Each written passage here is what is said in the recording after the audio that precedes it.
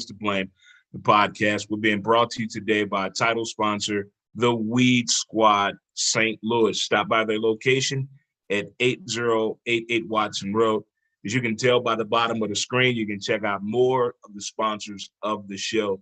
Go ahead and reach out to them to support small business today, your neighborhood, your community, your town, your city. Get out there and do it. With a day like today, get out there and enjoy somebody's great food on the patio. There's several ways you can listen to my podcast. We're on iTunes, Spotify, Podbean, SoundCloud, Anchor, the whole nine. But on the bottom of the screen, it also tells you ways to get affiliated with the show. Also on our social media platforms, Facebook, we have a page, Who's to Blame, Instagram, Who's to Blame, the podcast, and Twitter at W2B Dre Montez. Montez at Midday is just a live show that we do each and every Monday, Wednesday, and Friday at 11 a.m. Central Standard Time. Little bugs today. We're trying to knock out the kinks on Monday and today to give the show a new feel, a new look, a little bit more content, a little bit bang for your buck, and to show appreciation to the sponsors out there. Well, it's way back Wednesday. It's December. You got birthdays going on, so we got to get that out there, all right? Happy birthday to my niece, LaShawn. Happy birthday to my cousin, Lolo. How about that, huh? High fives. Chest bump. Oh, my best important part right here. Oh, let's hug that thing out. There we go. All right. Way back Wednesday edition brings a lot of things to mind. You know, as an old school minded person with the fro and the dashiki and me thinking the way I think about certain things, I can't help but not think about yesteryear. From going to school with your crew, riding the bus with your crew, walking home from school, the first crush, all those things right there about the good old days seem to come to mind right now because I think we're going through the pandemic and everybody's reflecting on how things used to be, that used to Katu factor, that good old feeling, how when school was really, really fun. School is confusing today to a lot of people with the way it's being taught and education is being taught due to the pandemic. But something is on my mind on this way back Wednesday edition of Montez at Midday. My high school is on the list to be closing down at Sumner High School. Yeah. Oldest African-American high school west of the Mississippi, who have had some very influential people to attend the school that have done some great things, great, amazing things. And I just can't believe, not just from the athletic standpoint, but the neighborhood that it's in, the significance, what it means to be a Sumner Bulldog, what it means to don those colors, maroon and white, to be a part of the homecoming celebration, to go to a school when your football team was good, your basketball team was good, your track team was good, your tennis team, your soccer team, your baseball team was good. As an African-American, was not that highly done that much at that time. And I had the amazing pleasure of attending that high school. And here's some of the notable figures that went to the school. Just a little bit. There are more, but this is a little bit. Tina Turner. Arthur Ashe. Mm-hmm. Ethel Hedgeman Lyle. AKA is in the building. Mm-hmm. Dick Gregory. That's just to name a few right there that have went through that place, that building, Sumner High School. I know everybody has their thoughts and concern where the school is at, what happened in some of the bad situations. But you think about this. That is one of the only high schools I know of that everybody wants to be a part of the homecoming celebration that we usually have the second or third weekend in October. But due to coronavirus and things like that, it's been some adjustments made by a lot of people that are a part of the alumni that do a lot of great things for their class, for the school, anything maroon and white and anything Sumner Bulldog. It's been this amazing group of people that have been doing some amazing things. And I can't believe that that school, it's not the only one, but this one right here really is hitting home. Oak Hill is on there as well. But hearing your parents and your grandparents tell you stories about my school used to be right there, and it's now a damn mall or parking lot or an apartment complex. You say to yourself, how did that happen? How's your school nowhere to be found? Well, we're about to get into that part right now. Because there's no way through the mindset of the real estate, the mindset of urban development, the mindset of moving forward with this city and this town and that part of town, that school is going to remain standing if it closes down. But what's it going to do to the neighborhood, the kids that live in that neighborhood, that have heard the stories of one day wanting to go to that school, want to be a part of that homecoming celebration? That is probably a homecoming celebration that can probably match any HBCU. In the 80s and 90s, some of the homecoming could match Jackson State, Mississippi Valley State, the Yard, all that. I really would put something on the map like that. I speak that highly of that school because I went there and I know what the people that have went and attended there and went through, from the educators to the principals, some of the school teachers, classmates, the athletics department, the athletes that played there, the men and women. That's a lot to gather that this school is being shut down based on a criteria. Who came up with this criteria? You know, we knew moving forward 5, 10 years ago, hell, 8 years ago, that homeschooling was changing in the hood. We knew then. Why we can't see the curve on some things and other things we don't? Let me know. But my high school not closing without a fight. We're going to fight to the end. Some of the Bulldog for life in the building. Boy, Dre Montez here. Well, every year an athlete does it. We do it too. We do it to the athletes themselves. You know, does it take another person of the opposite sex to tell you you're a good person? You look good, you're attractive, you're doing a good job at work. You drive a nice car, you dress very well. Do you need those type of accolades to make it through the day? Because I think the athletes do. And here's what I mean by that. This question has been going on since Michael Jordan retired, and I'm tired of it. The man doesn't even play no more. My MJ old as fuck right now. Oh, let him go. He just did the new deal with UCLA, 6 years, starting 2021 with the Nike Jordan brand. Do that. That's what he's doing. He is not worried about who's trying to be the GOAT next to him. But for some reason, we still want to talk about it. So this is what LeBron James said. When it comes to GOAT status, he's looking at it this way.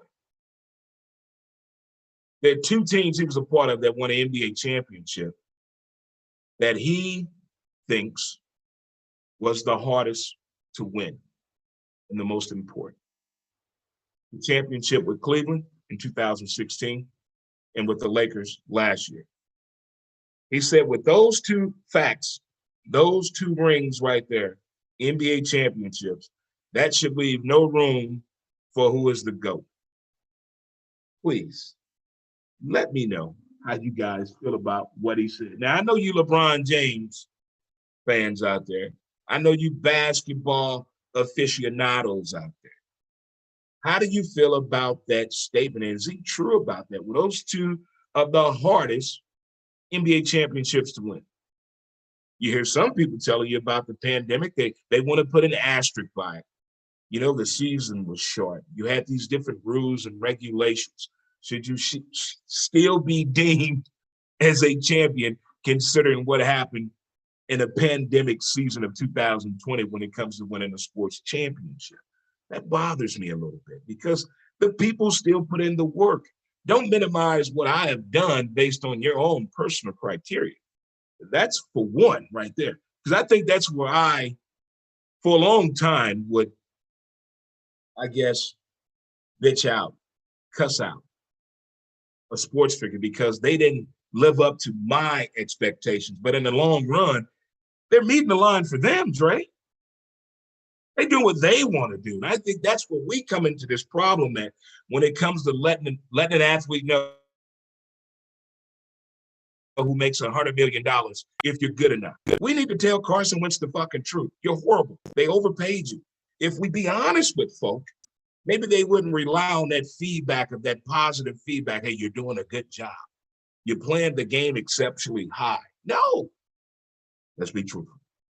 Let's just be truthful. If we do that, I guarantee you it'll come out a different way across the board. No matter how you look at it, it'll come out a completely different way. If you don't believe me, let's look at the NFL. What's going on?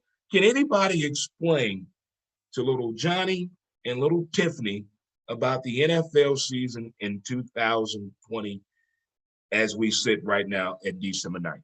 Go. There's no way possible. There's no way possible you can figure this out. There's no way. You look at these teams' records, you look at what they've done, and you sit back and use your football IQ or your football eye, and you can tell something's not right about this season. Okay, the best team is the Kansas City Football Chiefs, but the best quarterback and MVP this year is not on that team. Calm down, Chief fans. I didn't say Mahomes is not going in the Hall of Fame and Kansas City not going to win the next 5 Super Bowls. I'm saying this year. Because a lot of times the MVP of the season does not play on a team that's going to the Super Bowl. We already know that. But right now, Kansas City is way up there on that Super Bowl. Pittsburgh done took a step way the fuck down. Their last 3 out of 4 games, we saw the L coming, didn't we, kids? We saw it coming. But we didn't see the Saints defense and special teams doing that, did we? Did we see that coming? I don't think so. I'm liking what the Buffalo Bills are doing.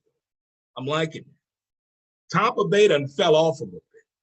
The angriest man in football, Aaron Rodgers, is starting to make a little stitch. We don't know what's going on with Seattle or Kyler Murray right now. They're still out in the pasture searching for an identity on the winning recipe, other than just going with the simple philosophy of winning the game. But Kyler Murray, though, was sidetracked by my man, Cam, on I don't know how he won a game as an NFL quarterback. He passed the ball for 89 yards and won a game. Yeah. Cam Newton. Yeah.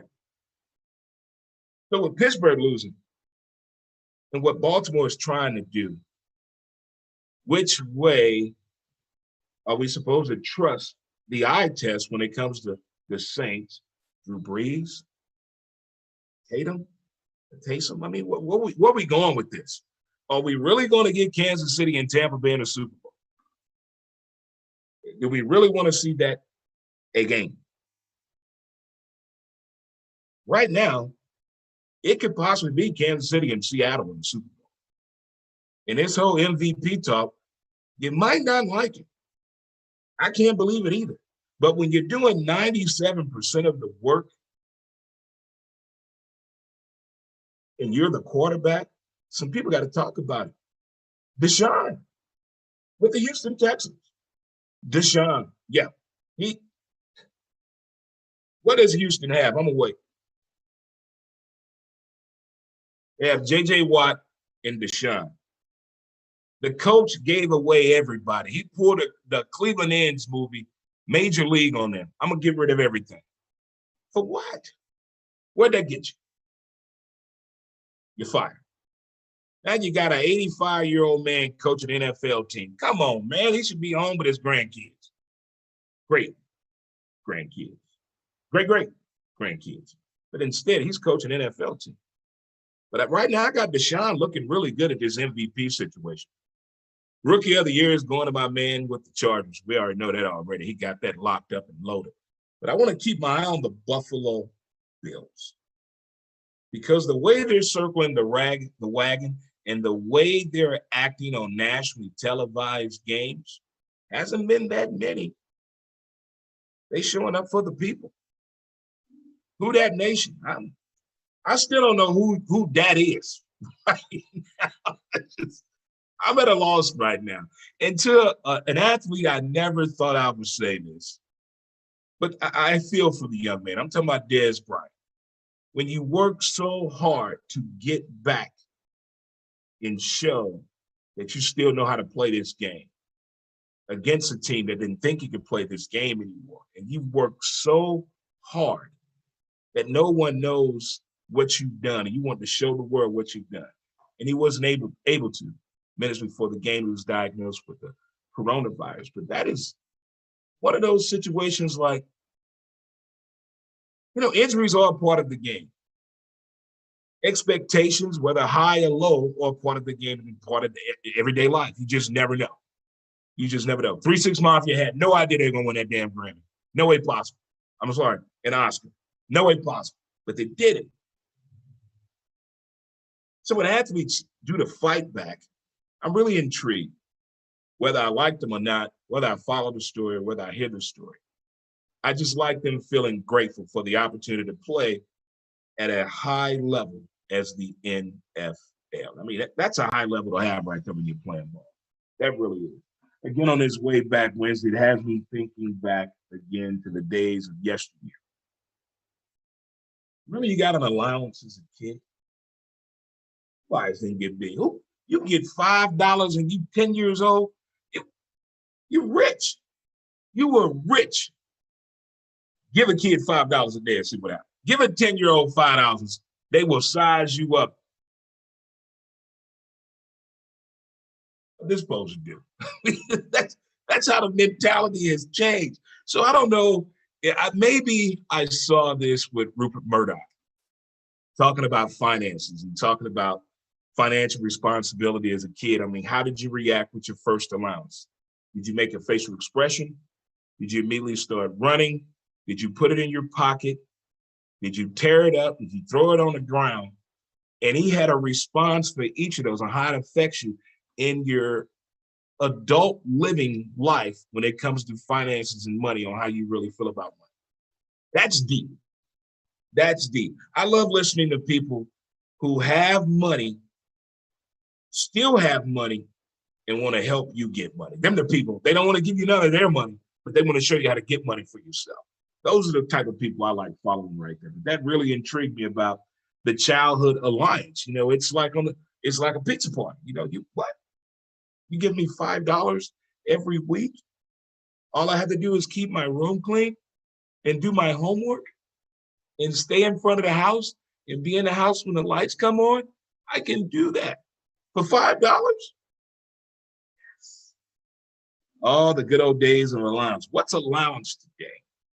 What is that today? About $200? I know parents that kick their kids down. I wish my mother and father. I told you, my father told me I need to find my way to baseball practice at 9 years old. At 9? You're supposed to drive me. I mean, what's going on here?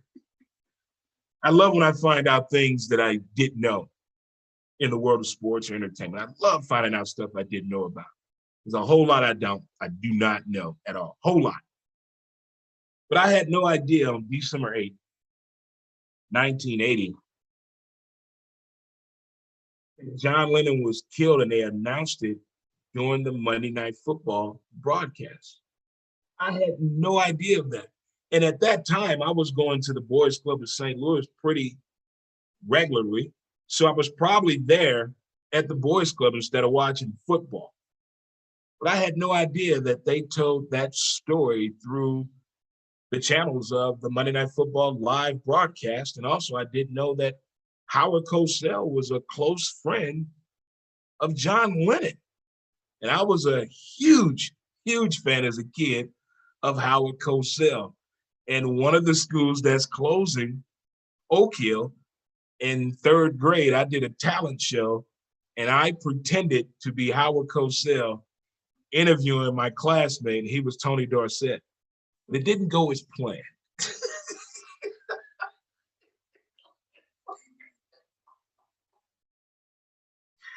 Here I am. I got a cashmere sweater on. I got a nice sport coat on. My mom used to keep me pretty sharp as a kid. I get up there. How are we doing today? This is Howard Cosell coming to you tonight on Monday Night Football. I'm talking with the Dallas Cowboys running back, Tony Dorsett. Tony, how you doing tonight? I put the mic to the kid. He takes off on stage.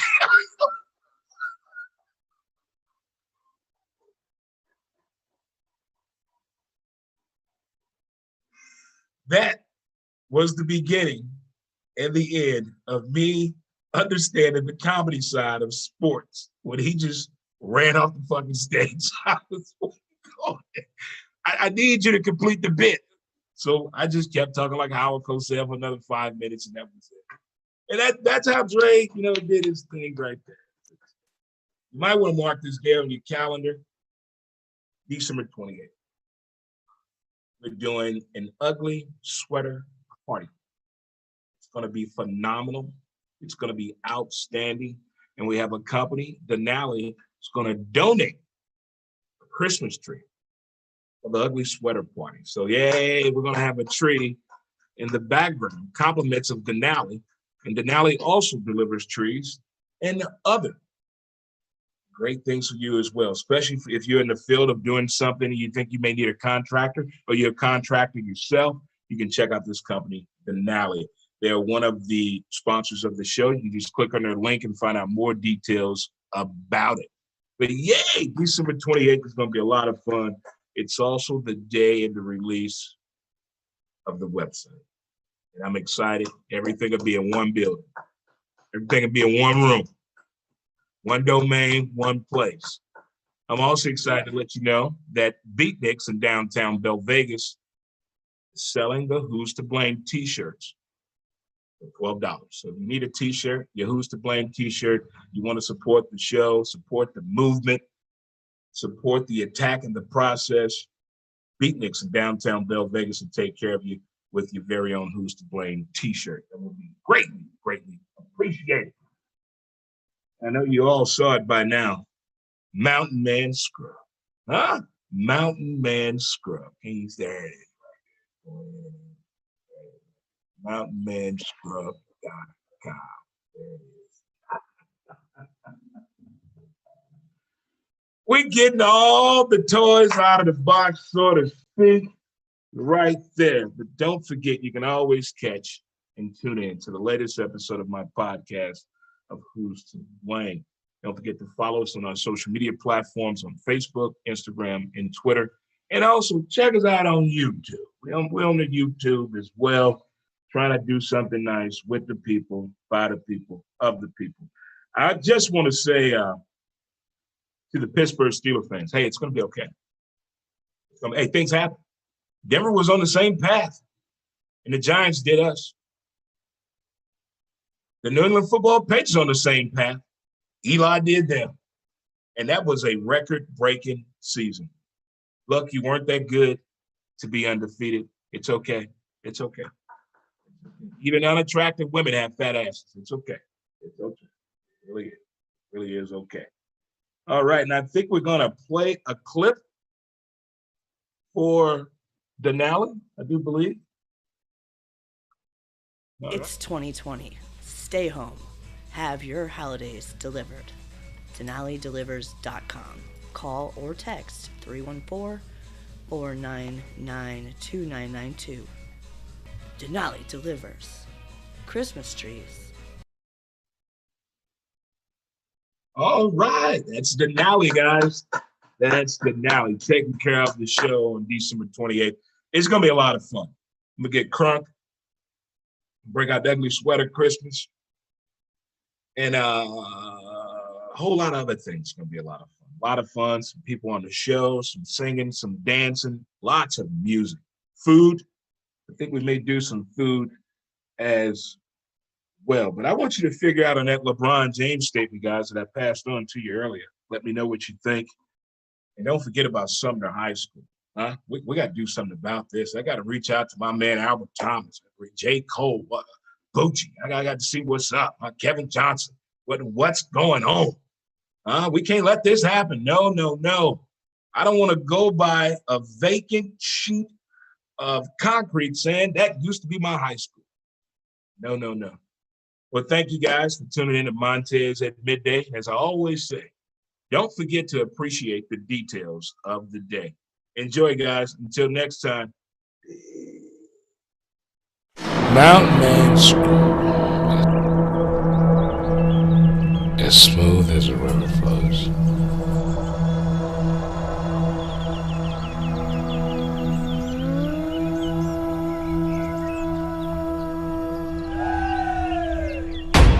mountainmanscrub.com. Get your scrub on.